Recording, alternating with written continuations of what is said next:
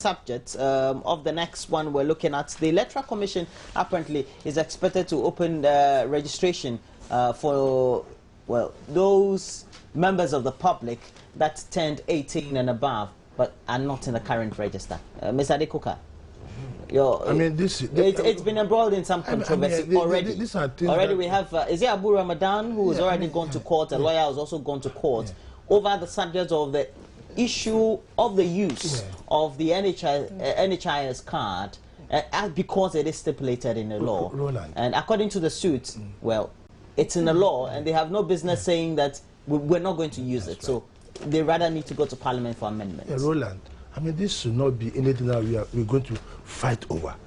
We know that at a certain stage, people who have become of age to be registered as voters must necessarily do so. Look, in other jurisdictions, you sit in the house and they send you by post. Nobody knows when DB is coming through the post. You fill it and then you send it back.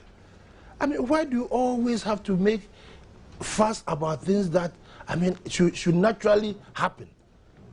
You know, everything we do in this country, we have to read politics into it. Roland, why? This is a natural thing that must happen. Look, this was supposed to have started somewhere in May or June.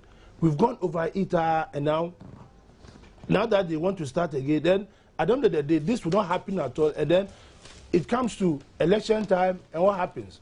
You find us asking these young boys and girls to go and queue, have long queues. I mean, I think we like queuing. we like queuing. We'll wait the last minute. And then people will say, hey, there's... So you're saying the parties themselves are hindrances to the whole process? They should allow the electoral commissioner to do his job. That is what they are there for. If anybody wants to go and usurp their authority, then they should go and apply for the job and do it. The electoral commissioner has been mandated to do these things.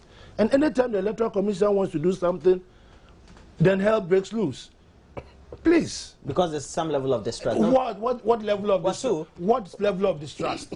Let us have confidence in ourselves. Let's trust the system. We keep saying that the systems must work. The structures must work. So when they are going to work, they will start going to court to put impediments in their way. Wasu, shouldn't it have been plausible that the Electoral Commission, even though it's stipulated in the law, that says that a certain criteria could be used or benchmarks, now says by some powers vested in me as a supervisor, I'm excluding this even though it's stated in the law. And it makes it work fine. After all, the law was made for man.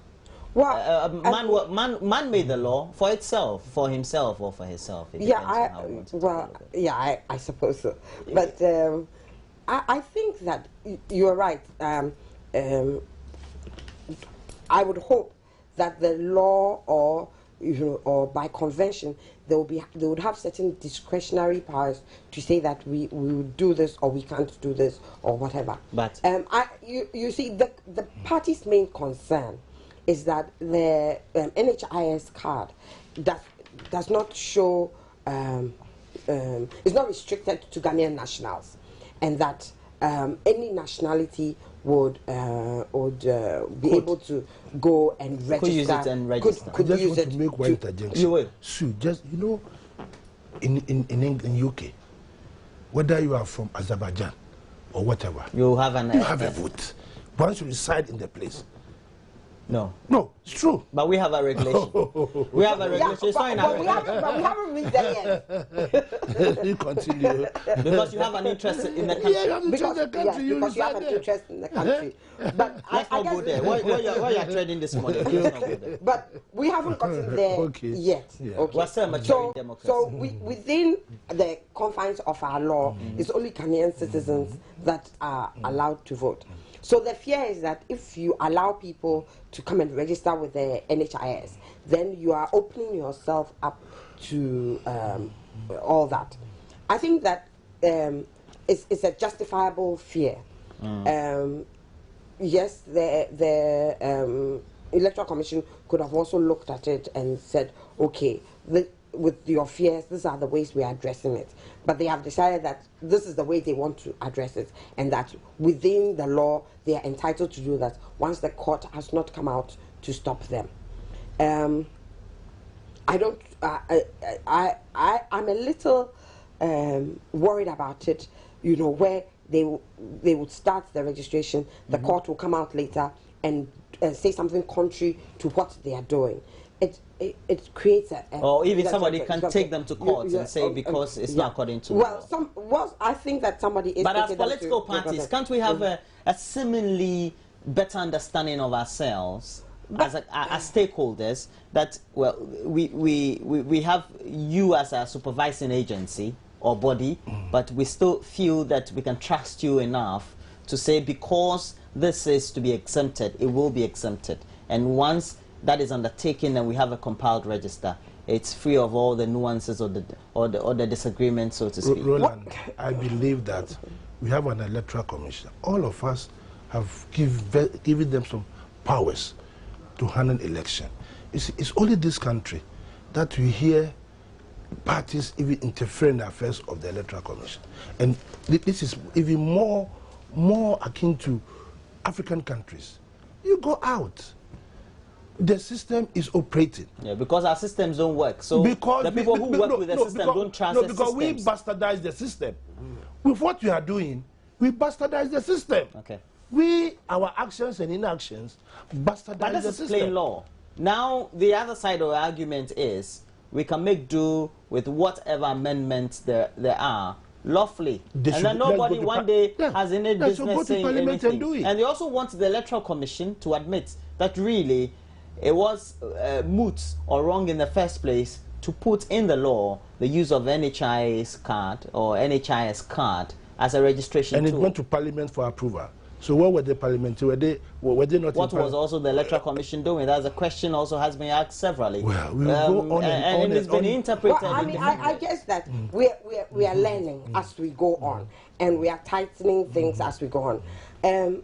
You know, given our situation, it was important that the parties did come into the Electoral Commission's business because they are stakeholders, but we get to desperation because in our politics it's either all or nothing, and so people become desperate when they are outside and not within, and so you know there's always the suspicion. If it had been the reverse, you know, the suspicion will still be there. It will be another party crying foul. You get it? I think that we should learn from these experiences, tighten the loopholes, ensure that things are done properly.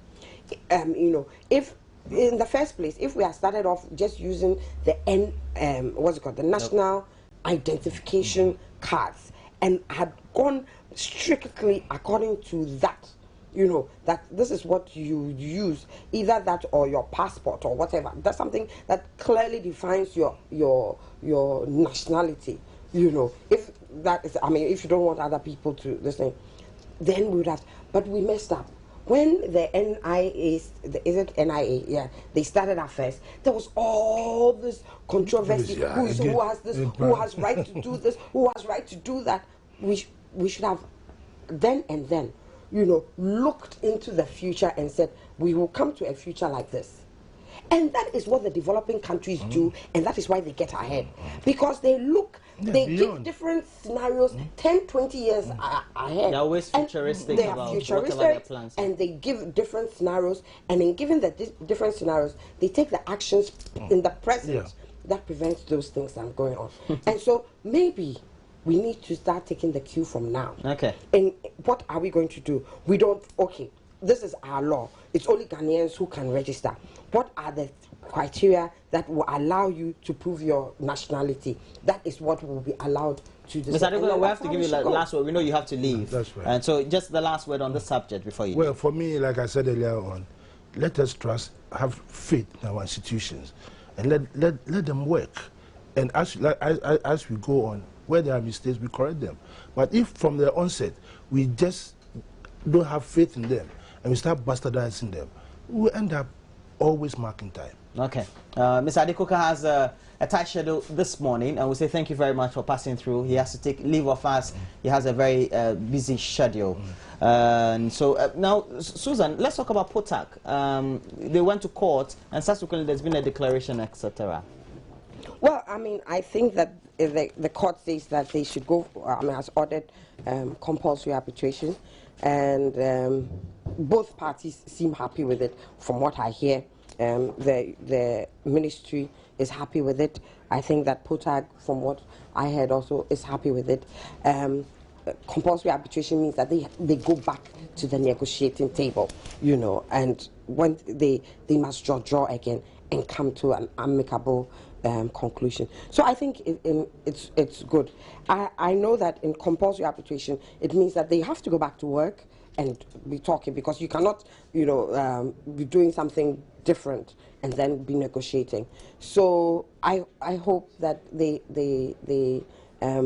follow the orders of the court and resolve it.